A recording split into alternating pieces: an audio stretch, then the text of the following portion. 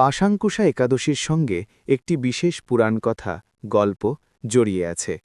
একসময় বিন্ধ্য পর্বতের উপরে এক মহানিষ্ঠুর শিকারী বাস করত।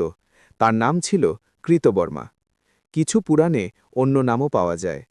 সে সারা জীবন পশু হত্যা করে জীবিকা নির্বাহ করত। কোনো দয়া বা ধর্মকর্ম তার জীবনে ছিল না। বছরের পর বছর ধরে পাপকর্ম করতে করতে একসময় মৃত্যুর দিন উপস্থিত হল। মৃত্যুশয্যায় সে ভীষণ ভয় পেতে লাগল। অসুরেরা তাকে ধরে নিয়ে যাবে, নরকের যন্ত্রণা পেতে হবে ভেবে ঠিক সেই সময়ে আকাশ থেকে একদল দেবদূত নেমে এলেন। তারা তাকে বললেন, হে শিকারী, জীবনে তুমি অজন্তে একবার পাশাঙ্কুশা একাদশীর উপবাস করেছিলে। সেই একদিনের ব্রতের ফলেই তুমি এই মুহূর্তে নরকের যন্ত্রণা থেকে রক্ষা পেলে। ভগবান বিষ্ণু তোমাকে ক্ষমা করেছেন।